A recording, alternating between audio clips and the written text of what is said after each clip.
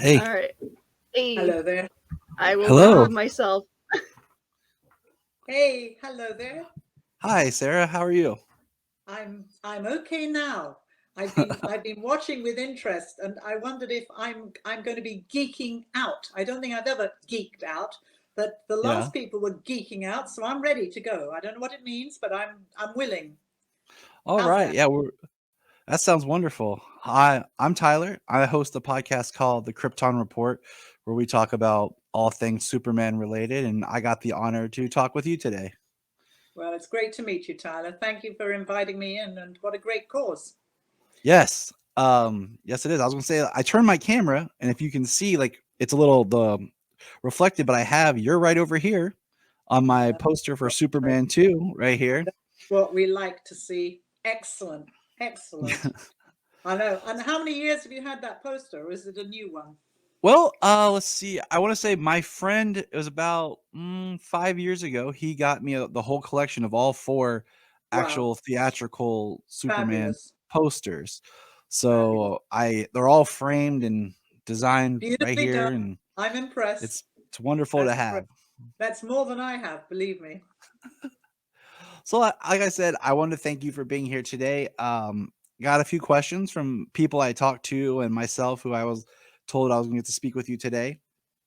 Um, One thing I wanted to ask you was I was thinking about, Superman 1 and 2 and how they were filmed. Did you ever get to spend time with Valerie on set or anything like that? Not you're absolutely right in that we basically were with kind of ships in the night, but of course, um, we spent a little bit of time. It wasn't until the actual junket, the press junket, the traveling around that I really got to know her. And that was a long, long time ago. Her scenes obviously were quite different, but because there was so much hanging around, as you know, I Yeah. mean, it was endless. Um, Sadly, no, I didn't. And I obviously didn't get to work with her. But what happened was, I mean, you've got to remember this was a many, many, many months because we were shooting Superman 1 and Superman 2 together, which we knew about. But we had started really shooting Superman 2 first, and that went on for many, many weeks until somebody up there, executive wise, said, wait a minute, guys, we need to get one completed, which of course was a lot of Valerie, before we continue with two. So I was put on hold, or what is wonderfully called pay or play. And I waited to play. I didn't play, but they paid me, which was one of the best summers I've ever had.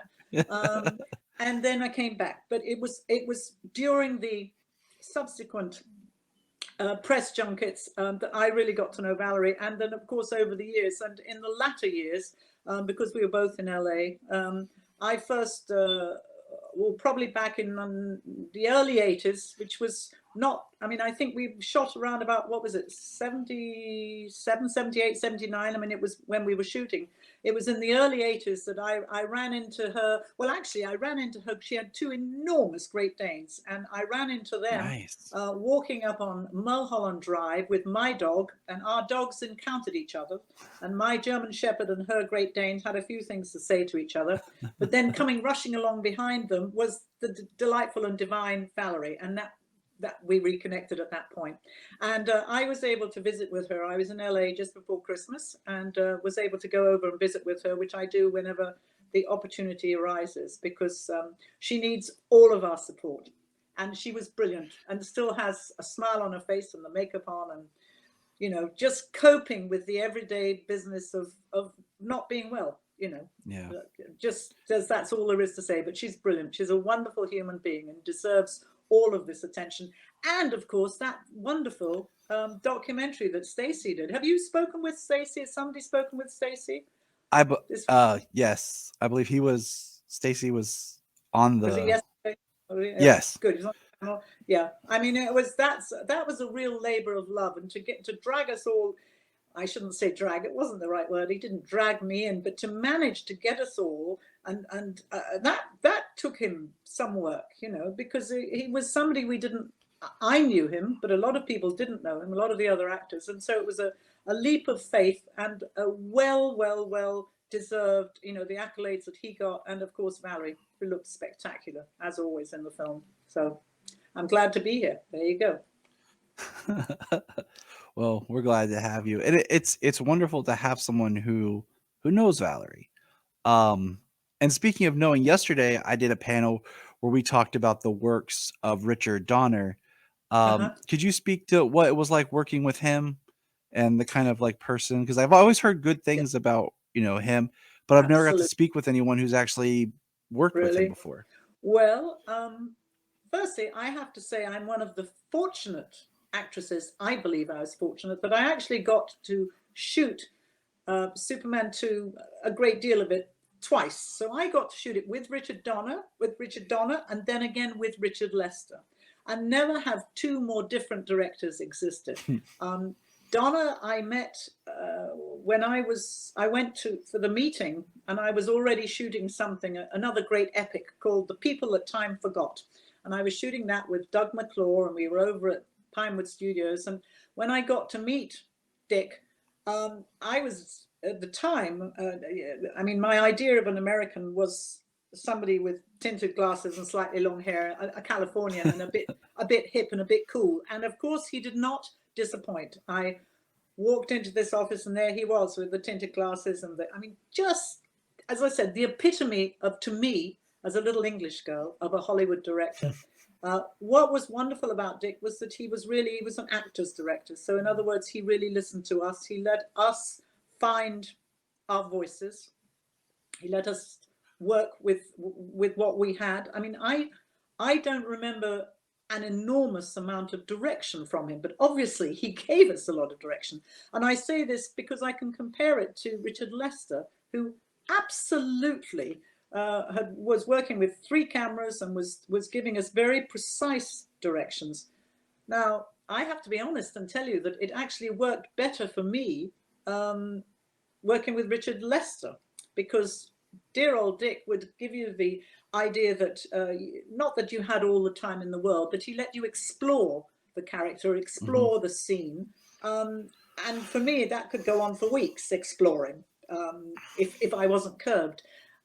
Richard Lester, of course, came in and said, right, you're going to do this. I mean, you're going to do this. You're going to hit the piece of wood, and you're going to flip the manhole cover, and you're going to catch it. And you're going to do, he was very, very, very precise with what he wanted. And consequently, because I wouldn't say I was terrified of Richard Lester, but I found him, it was like a very scary schoolmaster. Whereas Dick was just somebody you wanted to hang out with. And consequently, I think everybody did hang out with him. Certainly the rest of the cast spent a lot of time with him, because we have to remember, they were on location. I lived in London. So every evening I went home. They all were on location. They all had wonderful expense accounts and nice places to stay in London. And consequently, I think there was a lot of after hours partying that went on. That's all I'm going to say. But we were, at that time, enjoying ourselves. No, he was great. Now, He was great. Yeah. Go on. you mentioned him being an actor's director. Do you feel that Lester was maybe more of like a technical director? The way you're Well, talking about his directing, yeah. like he didn't focus as much on character as much as this shot, this timing. Yeah. I mean, that was my impression of him. Certainly for me, he very specifically instructed me, directed me, and told me exactly where to go. And he said it in such a way that I had no doubt that I could do it, because what he was asking often was quite difficult. I remind people that Christopher Reeve came into the job and came in doing terrific weightlifting, exercise, getting himself in shape, getting himself ready. I just arrived on the first day. There weren't gyms in London. There was nowhere to go. I mean, the first gym that I went to in London, all it had was a stationary bike and a jacuzzi. It didn't exist in the 70s. It's very much an American thing. So I wasn't remotely prepared. I just happened to be quite fit. But I mean, that was in itself is a miracle, really, that I was fit, but I was. So to be told that you could do something that really seemed quite impossible, for me was the way to go, because there was such confidence in it. But of course, right from the beginning, right from the first weeks of shooting with Dear Dick, we're talking about somebody that said, okay, I remember him saying, you go up to that windowsill, you're going to stand on the windowsill, and then you're going to jump off and you're going to fly. And I can remember thinking, oh, it's all very well. I've never been, this. And it was an enormous set. It was the Bond set. It was the largest soundstage at the time, certainly in Europe. And it was vast.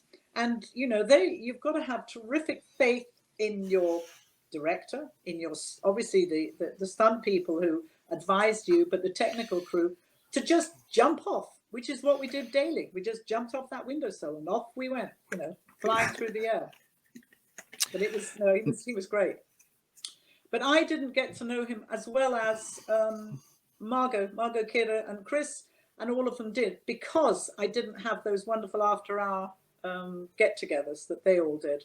It was, it goes without saying, and they all continued their friendships when they went back to LA, whereas I stayed in London. So I didn't know him anything like as well as all of they did, which is why, of course, when it came around to him no longer shooting Superman 2, most of the cast, well, all of the cast were absolutely up in arms, and they were furious about it, and they were very vocal about it.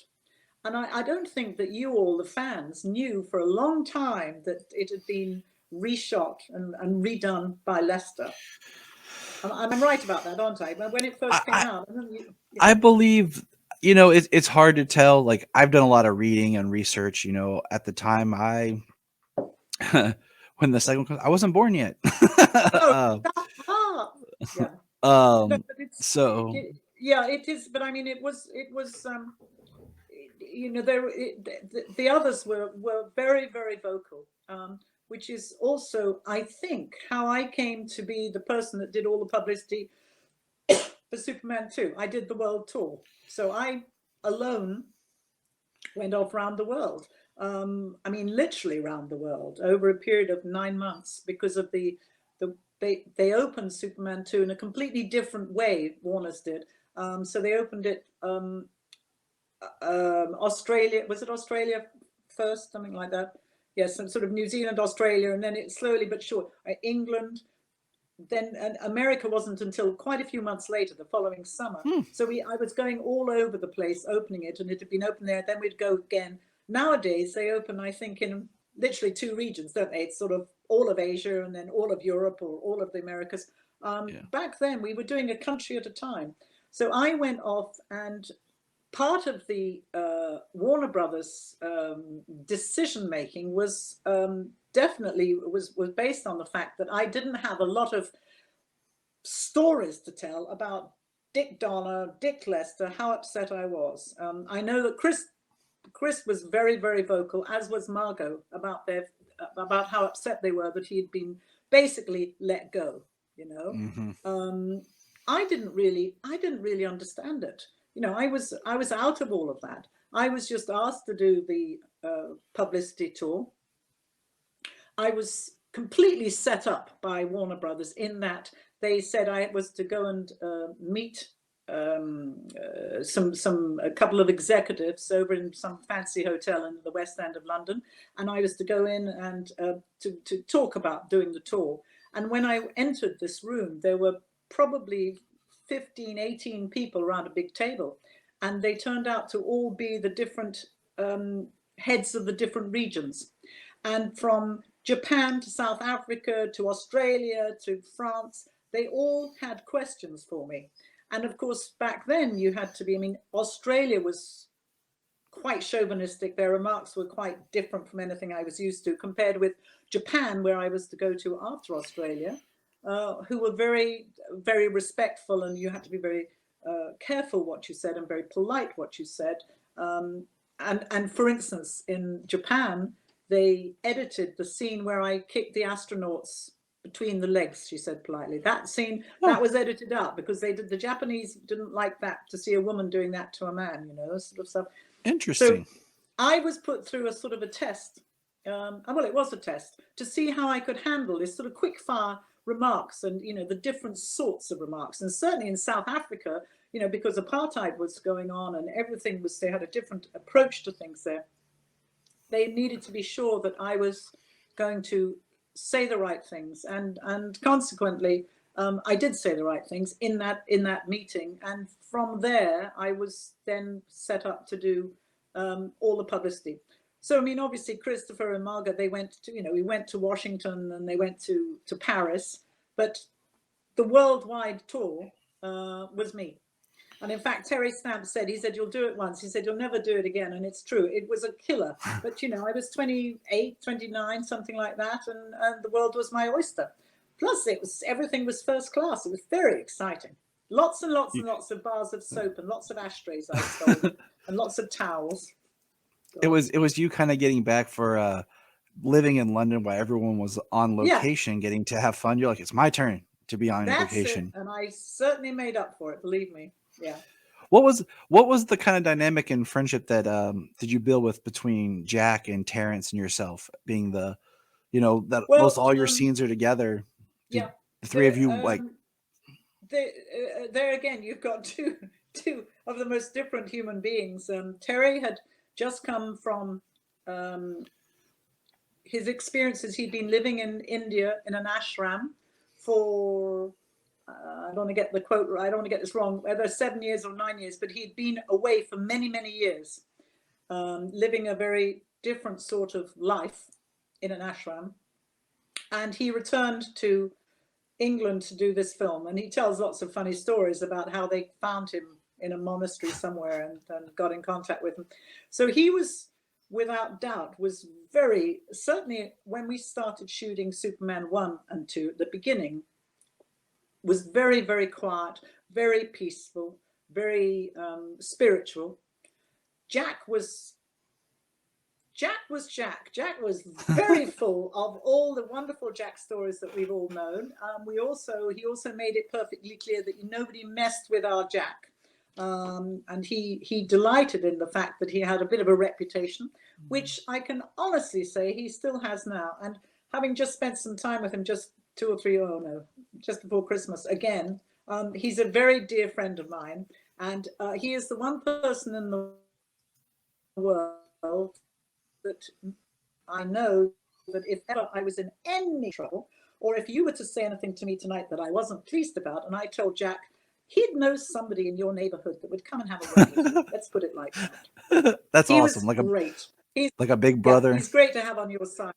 But Terry was, I can remember being fascinated with him because he wore he'd got beads, things around his neck, and he drank mint tea. I'd never met anybody who drank mint tea. But of course, the marvelous thing about him was his stillness. And I'm very fidgety, as you can see. I'm just, I'm never still. And he definitely brought a stillness to our trio. He was able to. Well, he was the one, although he doesn't remember it. He was the one that suggested. He one day, right at the very beginning, he said, we are basically aliens. We are different from these Earthlings. We need to find a way to show that we're a little bit different.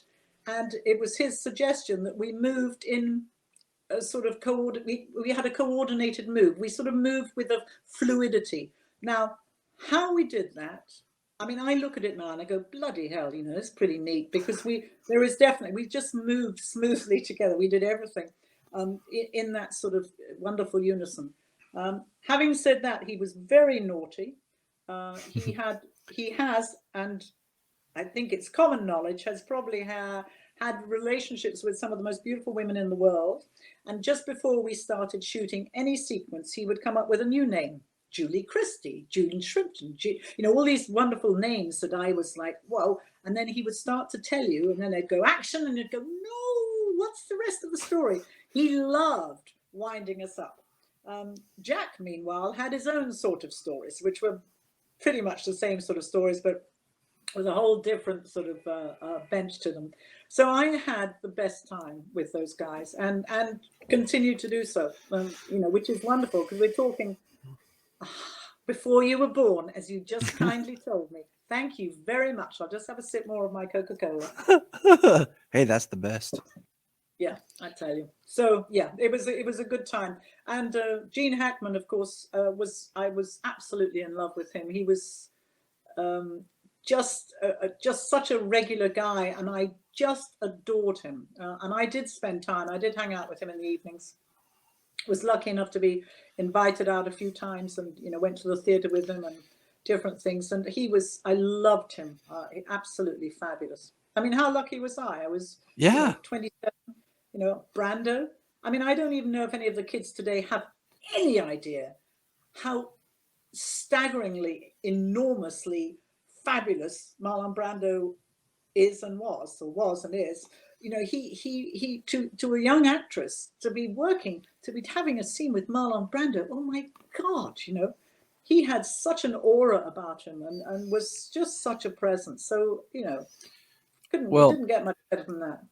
You're speaking about presence. Can we just say how amazing your presence was? I mean, Thank you. watching. Oh, you're welcome. I mean, I grew up with, and I tell stories before about how Superman 1 and 2 in my mind as a child kind of existed as one movie. I had, I think, a VHS tape from TV where they played them back to back. So it was years later, so I realized it was two different movies.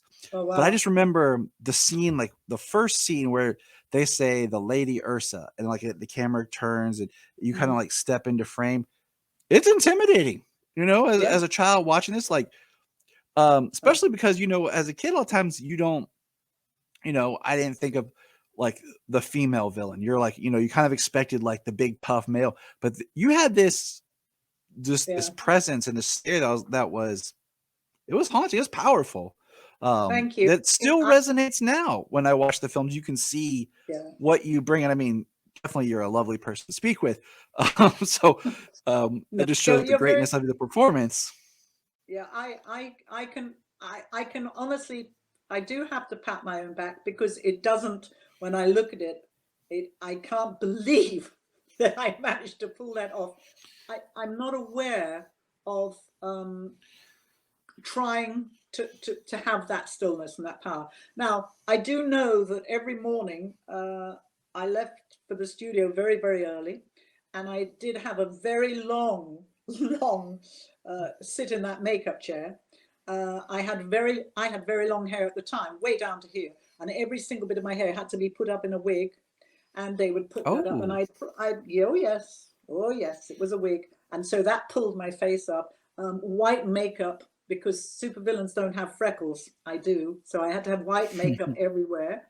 My eyebrows were stuck up with glue to lift them up.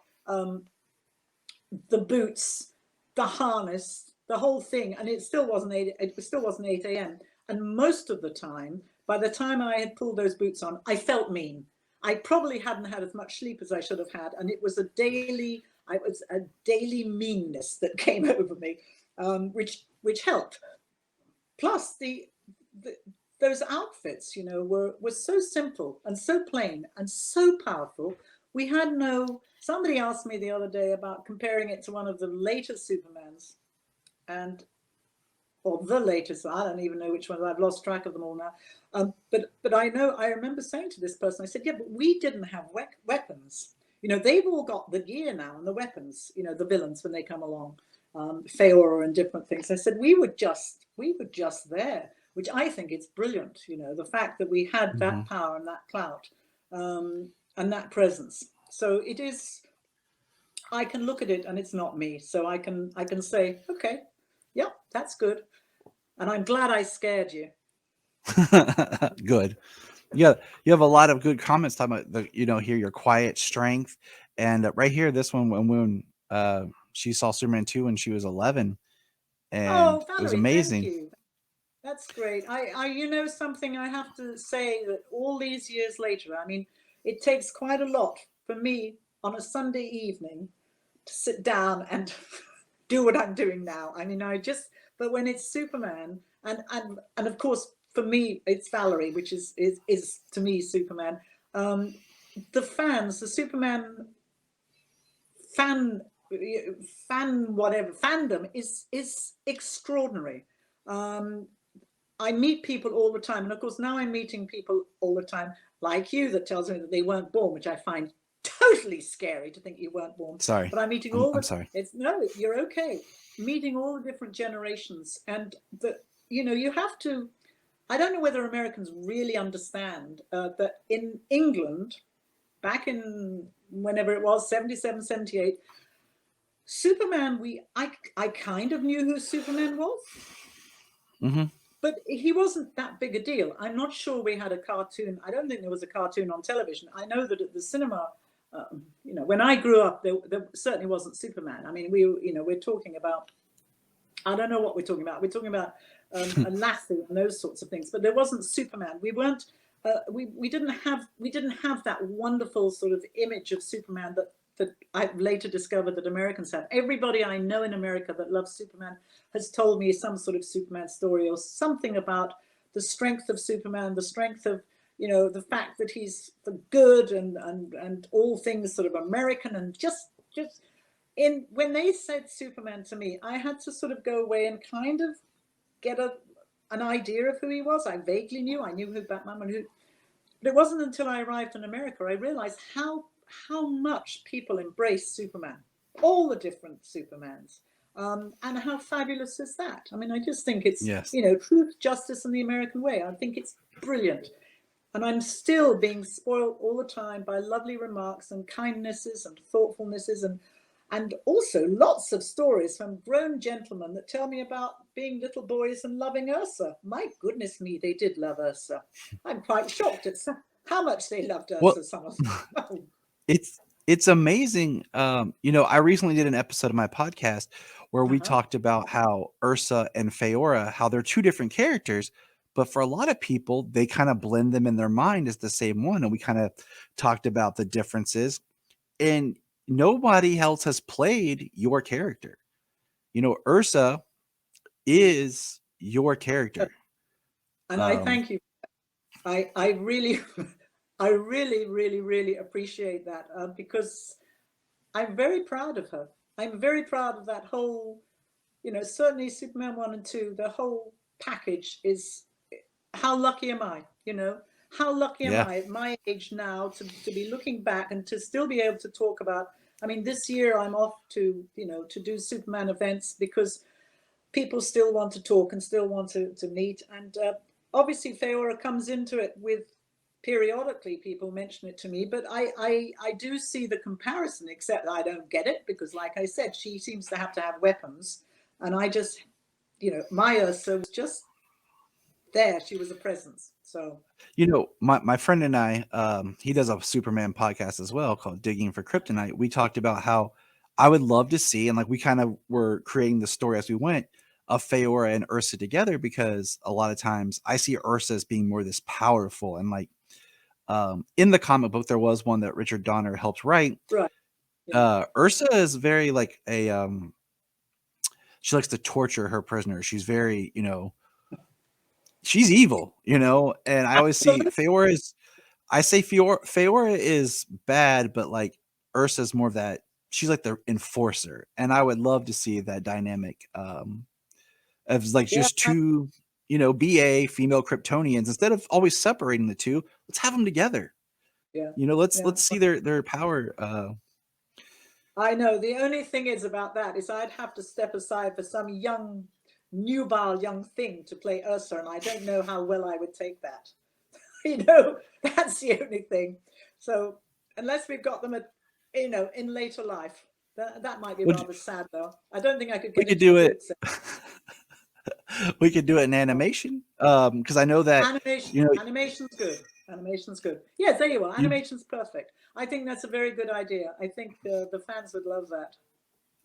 I know you did. In my notes here, I was writing like you did do voice work for Mala on Superman the animated series, which Mala was kind of one of those weird characters where they tried to make her. She kind of was an Ursa-esque type character, but it was one of those they made for the series. You worked on Green Lantern, the series, Batman Beyond. So you've kind of hung out in the DC world, like you did Swamp Thing Returns. I was. Oh, I've got a phone going here. So excuse me. Oh no, you're fine. This person off. There we are. I was very. I was disappointed with Green Lantern because I was really. I knew where the story was going with my character, and it was very exciting. and then it got cancelled. But I'm told, and I don't really understand how these things work, that as far as animated goes, that if the movie doesn't do incredibly well and therefore they don't get incredible merchandising, that it doesn't, the animated series just fades away, which is what happened. Because I was ready. I'd got a great storyline that they'd given me. Anyway, there you go. And as It far was as a really great cartoon. Like, I discovered it and watched it with my son. Like, it was one of those things I had when after he was born, we watched together. Like, I had the set, I love it. and Yeah. I wish it had continued because it was very fresh feeling. Yeah. It was a story that hadn't been told.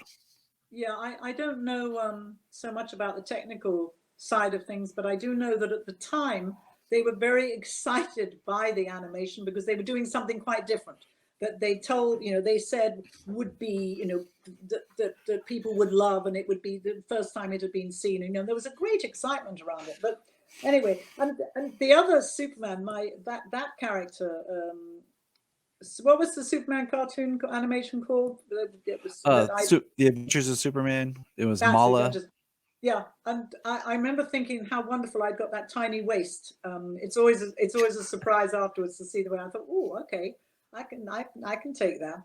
Yeah, it's now that I've come back and I'm in England. I don't have access so much to the to all of the to all of the animations, to all of the voices, and they haven't it isn't happening in England.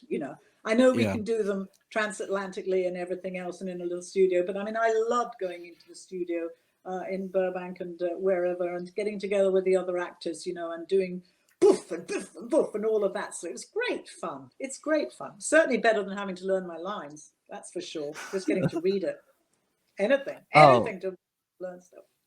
What was it Anyway. like coming back and doing your part in Supergirl? Kind of stepping Well, back into a live action yeah. super world. Yeah, everybody knows that I was very disappointed because they'd asked me, something else had come up a couple of years before, which I wasn't able to do because I was working. So when that came up, I was really quite excited. But of course, they told me about the character and they told me what it sounded all good. I didn't see a script. It was shot in Vancouver. I was working on something in England. I had to fly back to LA, and then I had a costume fitting, and I was thrilled. But then I saw the script. Then I saw that I did nothing, and it was a real shock to me. I thought, God, I'd made this terrific effort to get here, and I felt. I was booked for 1 week's work, and I was paid for an episode, so there was no reason for me to think I was not going to be doing something. I was very disappointed to find that I was doing so little. Let's put it like that. In fact, I've never really done so little. So I thought, bloody hell, after all this, and I know the fans were very disappointed because, it was exciting to see you. It was one of those like, oh, it was like, oh, look. And of course, my wife's like, wait, who? And I'm like, yes. To get the look and everything else. It was a bit of a mystery to me, the whole thing, what exactly I was doing there for a whole day. I went to Vancouver for a whole day. It's like, really? I don't know. I was very happy to be there. The fans were the fans were pleased to see me, but they were very disappointed, as was I, because I'd only just got going and suddenly I got zapped and that was me done. But hey, I'll take anything. Now what do I have to work on? There's something they keep saying, oh, that's it, there's a Star Trek, whatever there's a couple of things that they keep saying, you've got to get into that. And I said, well, I'm here, I'm willing, I'm able, there's only so much we can do. And I think it's down to people making these things that are old fans from way back, that Superman fans, because I go onto a show and they go, oh God, I really wanted to meet you because you say, okay, fine, that's absolutely fine. Anything that gets me a little bit of extra work is fine by me. But Supergirl was a disappointment to me because of the lack of opportunity. I was just getting going. Having said that, the set was they worked so damn quickly. I mean, I worked quickly anyway on obviously lots of TV shows we go that quickly, but it was quite different. I've never done well, I say I'd never done. Of course, V was sci-fi, but that was back in the 80s, so it doesn't count. The enormity of the set and the speed that they all worked, and I was slightly in awe of the whole thing. You know, you're on the set. This is it. You get over there, and it was like been and done and gone before I'd even realised I'd arrived. You know, but I guess that's the way they work nowadays. I'm used to sort of a slightly slower approach, but you know. I was going to bring up Kristen brought up a great question. I was getting there. Good job, Kristen. I was going to say my family and I, like as they came out every year, my wife and I watched the Christmas Prince films, which was delighted to see you when you appeared. And then this year, of course, like with our kids as they're getting older, we were able to watch them all, and they were able to watch them with us. My son just turned 7 and my daughter's 4. Perfect. And Kristen here asked, do you think there's a hope of a 4th Christmas Prince film? Well, I have to tell you, firstly, we absolutely, the cast, we had the very best time, and I think that comes through. I would say it does. Yeah, we are all, in fact, just earlier on, I was just reading we have our WhatsApp group, all of the cast, we're all in it. We all speak all of the time. We have the very best time, and we really, really were so hopeful that the 4th one was going to be made, but then it was the beginning of lockdown 2 years ago. We all of us came up with incredible ideas as to how they could possibly shoot this thing at the beginning of the pandemic. I think now it's got relatively, they worked it out, haven't they? I mean, obviously they worked it out because lots of stuff's being done. We came up with all sorts of things. We had, Christmas Prince on a deserted island somewhere, you know. We'd got it all figured out because again, the Christmas Prince sort of franchise, and it's out there. People love it. I would like to think it's going to happen again. I hold the hope. Our lovely Princess Emily, who was a little tiny girl in a wheelchair, is now the most delightfully sexy young woman now. I mean, I look and I go, oh my God, she just looks so gorgeous on her. So perhaps it's time for them to get her married, you know. Perhaps it's time. That would be a great storyline for a 4th one. Well, you know, we just, as I said, we just hope that it happens, because I don't really understand why it doesn't. Netflix, of course, have now taken over pretty much the running of it. In the beginning, it was Netflix, but it wasn't the producers. You know, we made the thing, and then I guess it got sold to Netflix. That's how it worked. And now Netflix have got very much control of it, and it's for them to sort of decide, and it's for them, I think it's for the fans to say, hey, you know, it needs one of those little campaigns, because it was, even though we know it was corny, we know it was schmaltzy, but it was a good family entertainment. Everybody could sit down and enjoy it. And so I'm just, you know, I'm ever hopeful that we can, you know, come back and, you know, Mrs. Averill isn't too old. Maybe I'll have a little bit of love this time. Who knows? Who knows? I love doing that. You see, that's my sort of role. I just loved it being, you know, in the beginning I was quite mean, and then it was decided that I shouldn't be so mean, and they started to just, you know, make me a bit sweeter and a bit kinder. So hey, you know, who knows? Maybe it's called an arc. Yeah, you had a good arc. You know, you started here and moved along. And, absolutely. You've done a lot of things, like in a vast different, like you mentioned V earlier. You worked with Arnold Schwarzenegger. Yes. I mean, that's pretty awesome. I did want to ask you, is there a film that you had done that, first question, is there a film that you had done that you would wish had gotten more notice or more people knew about it that didn't quite reach where you had really hoped for it to be? Like any particular, like this one film that you're like, oh, this is going to be awesome, and then it just kind of, it didn't take as you had hoped. Well, no, not particularly, in that there were a couple of things that I did that I really enjoyed doing, because I wasn't playing the villain. And before Superman, I was always my famous quote is, I play the nice girl who's a little bit naughty on the side, sort of like Mrs. Averill, definitely a little bit naughty on the side.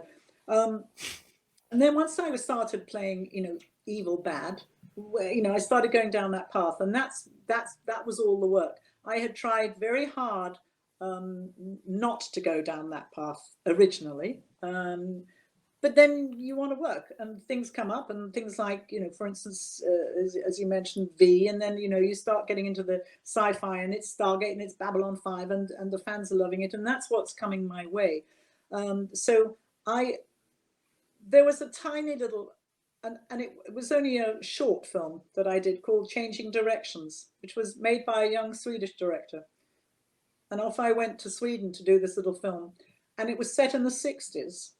And I play a very sympathetic character, and kind of not frumpy at all, but dressed in the 60s clothes, and I certainly wasn't too glamorous, and married to a vicar, and it was just small and sweet, and I long, and I wish that they'd hoped that they would do this, and then she would sell it, and then she'd make the big film. I mean, you know, in our dreams, but I long for a really lovely little, no, not little, but a lovely, sympathetic, wonderful role. I watched something the other night which I just adored, called Coda, which is one of our nominated films, Child of a Deaf Adult, which is, this small film. You know, it's been made not for a lot of money, and you can tell that the cast really believe in it, and they all turn in these wonderful performances. And I believe I'm right in saying that they just won the Screen Actors Award for an ensemble cast. I long for the day that I get something like that. You know, that I'm working with other people, that you just bond together, because really and truly, I haven't done anything that's been overwhelmingly exciting for quite, other than, I mean, Christmas Prince I loved. I mean, there's no question about that. That's my favorite. But I long to show, you know, I want to do a bit of I want to do a bit of acting before it's all over, you know, some serious acting. No, I don't mean serious, but I mean something that really I get what you're saying. Shows my abilities. And I don't feel, you know, I got a script this week on Monday, and my agent said, there's an offer for this. And I looked at the title and I thought, oh God, you know, it's another, you know, this was another psychological horror thing, nastiness, you know, and I was playing yet again a psychologist who did nasty things to her patients. You know, I want sunshine and bunnies, you know, I want light in my life. I want to feel really proud of something. I remember years ago, I did a film on the life of Salvador Dali, and I played his wife, which again didn't get as much attention as it should have got, because it was the most bizarre mishmash of American Spanish money, and making it in Bulgaria, and being dubbed in this language, and the sound crew didn't speak English, and so it was all a little bit chaotic. However, I was playing a character that I could actually look about. I read about, I learned about Salvador Dali's wife. I was able to do some proper research instead of playing, you know, another evil, wicked queen, basically. Yeah. So, you know, I'm just looking for, I say I'm looking for that. I'm just hoping. I can't off the top of my head remember the name of the film that Terry Stamp did not so many years ago with Vanessa Redgrave. But it was a very moving film about, she had cancer and he was the husband, I believe. And it was what I would consider a small film, small budget, but he wasn't playing the handsome, gorgeous Terence Stamp. He was playing the husband and nursing a wife who was very ill. It was very, very moving, and it was wonderful performances. And when I saw him afterwards, I said, oh God, it was so wonderful. He said, oh, that was the best time I've had. He said, you know, just working on, and I absolutely get what he meant. You could tell he was just really, all of those other films he's done, all those gorgeous epic films, all those marvelous parts. This was a small film where you actually felt that this was a small company come together, and they really, really, really gave their all, and incredible performances. And in Coda, as I mentioned earlier, there are 4 characters who have they just give their all, and it all comes together. And I think, God, that's what I want. That's what I want. So I'm waiting. Anybody out there, get right. I think it would be just talking with you. Just I can see the sunshine and bunnies, like just coming from you. It's like you know what I mean. Yeah. Yeah, I mean, you got, Yeah. you got Pinhold, you did an iconic Yeah. performance that's lasted, and then, Absolutely. everyone's kind of taken that and, Yeah. pulled that from you. You know what? Song of Marion, that's the film. What's in Kristen's telling Song for us. Marion? Thank you. That just came in. Song for Marion. Yes, somebody just said that was the name of the film. Terry Snap. It was very moving. It was quite wonderful. I'm just going to quickly back up with the Superman thing. After we finished Superman 1 and 2, I spent about 2 years turning down work because we were trying for me not to play another evil, wicked queen type role or another sci-fi role. So for 2 years, I wasn't doing that. I kept my hair very long, which, as I pointed out, I was wearing a wig, so that I wouldn't get typecast as that girl, which of course now in retrospect, maybe it's not retrospect, but it would be different now if I was doing that today, because really and truly you're a commodity, and if you're going to make it, I mean, this is not Meryl Streep or any of the great actors. This is the Sarah Douglases. This is us that have got an opportunity and we're grabbing it and we're running with it. And really and truly, if I had run with Ursa, if I had cut off my hair when I came to America, or wore a short crop wig, or entered a restaurant with that whole Ursa image, I went out of my way to enter the restaurant as Sarah Douglas Sunshine and Bunnies, and people didn't know who the hell I was. And when I went to meet a director, they were waiting for me to stride in my leather-clad dominatrix role, and da-da-da. And of course, I was going in being terribly keen, and hello, how lovely to meet you, and all very English. And people were delighted to meet me, but they didn't know what the hell to do with me. It threw everybody for a loop. And so now, as I look back over my career, not that I would advise this, but it was the one thing we went out of our way to work on, me not being that person. And consequently, when I arrived in America 2 years after I hadn't really worked, Falcon Crest fell into my lap. One episode of a sort of glamorous tough girl, but I was only one episode, and then it ended up being episodic, and I ended up being, the girl everybody loved to hate. And during that period, V turned up, and then Conan, and then suddenly you're thinking, well, I'm not going to turn down any of these roles because they're coming my way, and that's great. So I did them. But if we had social media, if I was doing it today with social media, my God, the sky would be the limit, wouldn't it?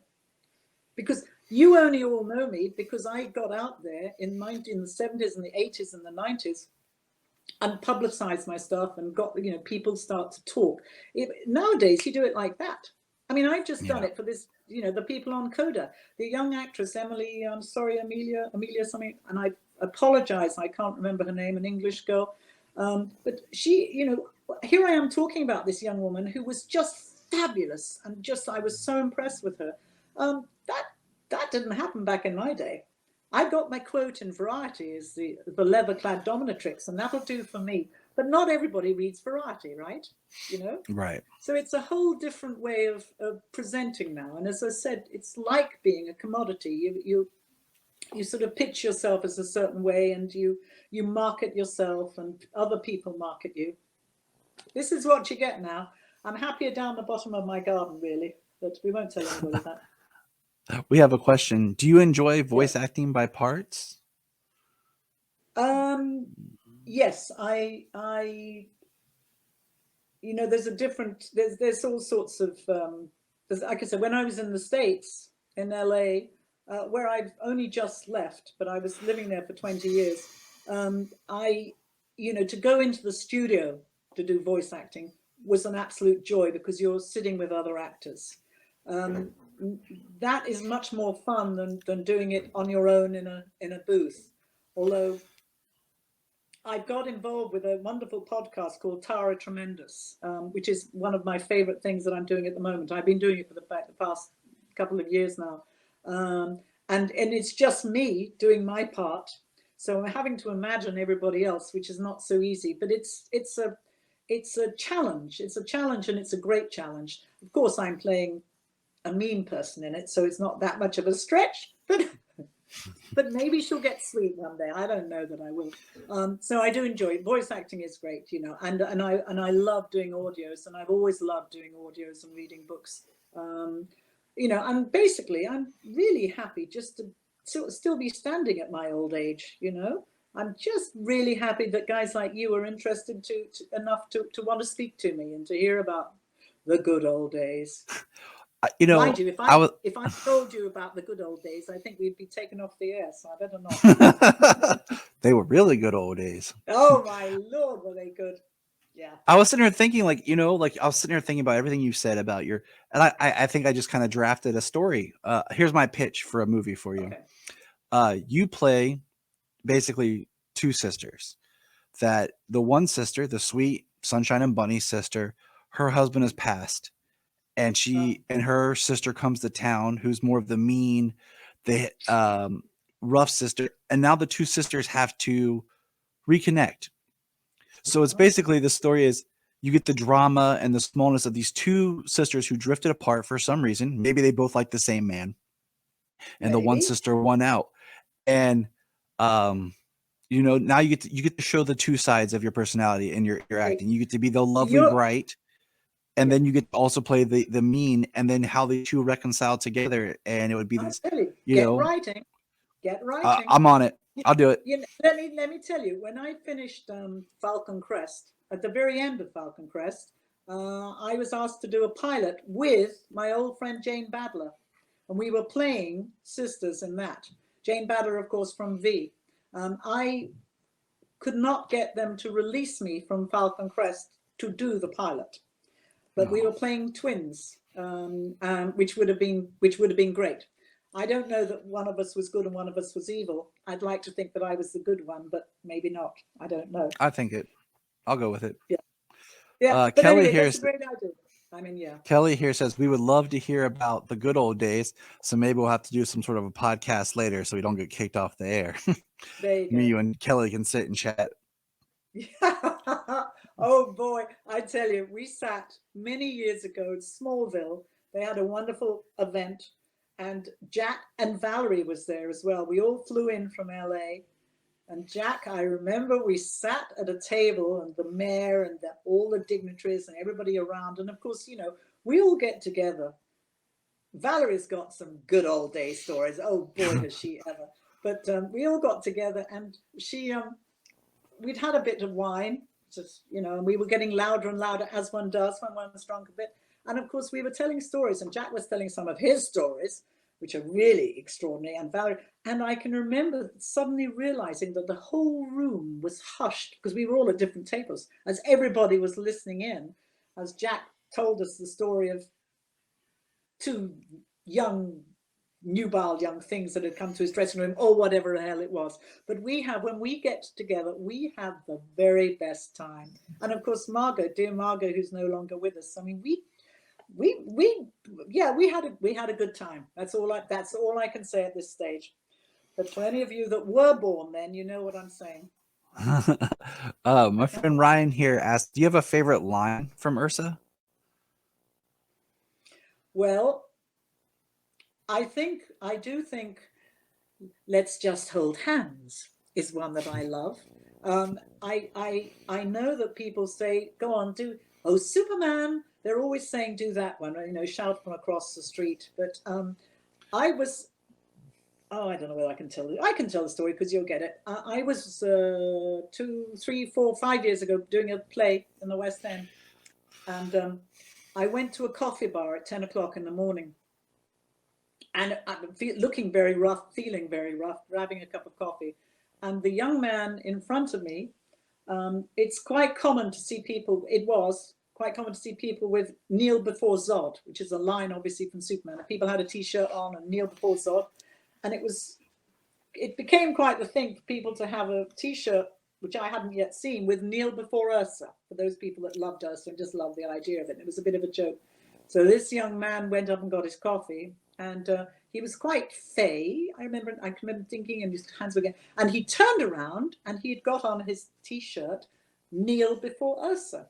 And our eyes connected. And as often happens, you see a moment of perhaps recognition, which it usually isn't, but you just don't know. But I saw that look on his, and I looked down at his t-shirt that said "Kneel before Ursa," and I said to him, "Go on then." And he looked at me and, of course, was horrified. And he went, "Pervert!" and shot out of the coffee group. And he obviously thought I was some old lady hitting on him. And he had no idea that I had played Ursa. And, of course, by the time I put it on Twitter, I think the poor young man was reduced to deep embarrassment somewhere in the east of London somewhere. But it was great. He just said, "Oh, pervert." Oh, that's awesome. My favorite, tell you. I'll I say my tell you. favorite Ursa line, I think, speaks to the character's arrogance, is when she is like, they need machines to fly. You know, and I'm like, Yeah, I always I know. I always love that. Yeah, people that write in for autographs, and you know, it's amazing. They all want, you know, what kind of a man are you? What kind of a creature are you? You know, they've all got their favorite lines that they want me to write, and that's fine. I'll write anything. I'll write anything they want. You pay your money, you get whatever you want.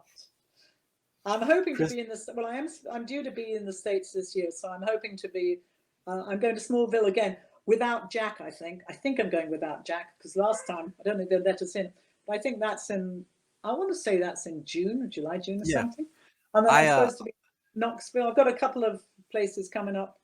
Actually, I've got 2 or 3 places coming up in the States, so I'll be out there. So anybody that's listening today that can come and say hello, please do. I plan to come and bring the kids. This year we had Yay! planned to go before, but last year we bought a house. And then of course the year before that they didn't have it. So we're planning on this summer, you know, coming to and that'd be lovely to come, and I'll kneel before you'll know it's me, because I'll show up and be like, I'll have my hat and I'll kneel, and you'll be, it's that guy. Yeah. Yeah, I will look forward to meeting you. That will be my pleasure. Kristen here says, yeah, go ahead. No, I was just reading what he said with how my classes. She said she stepped off the planet. Yeah, the planet Houston. I know. There's some great lines from that. I'm also fascinated with, you know, people keep saying to me, "Didn't you?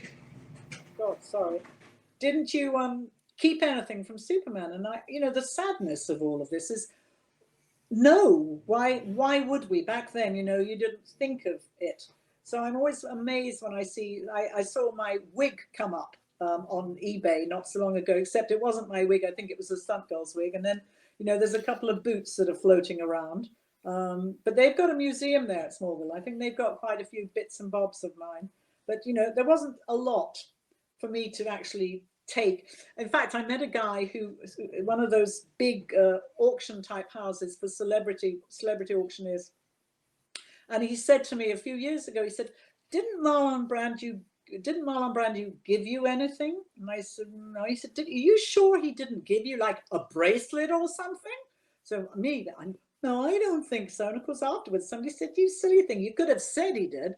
And then you could have sold it for an absolute fortune. I thought, that's terrible. But of course, now I'm thinking about it. Hey, who's to say? So if ever you hear me say, you'll know I'm on hard times. If ever you hear me casually say, "Oh, I've got this little trinket," no, there was. I'll tell you why I say that, because you know there's a very dear friend of mine, Jim Bowers, who is very good at defending everything that Christopher, his autographs and anything to do with Superman. And one of the things that I discovered years ago, there was a guy going around taking tiny little bits of supposedly Christopher Reeve's cape and putting them in a bit of perspex and saying that it was Chris's cape, and people were paying good money for these things, and it wasn't at all.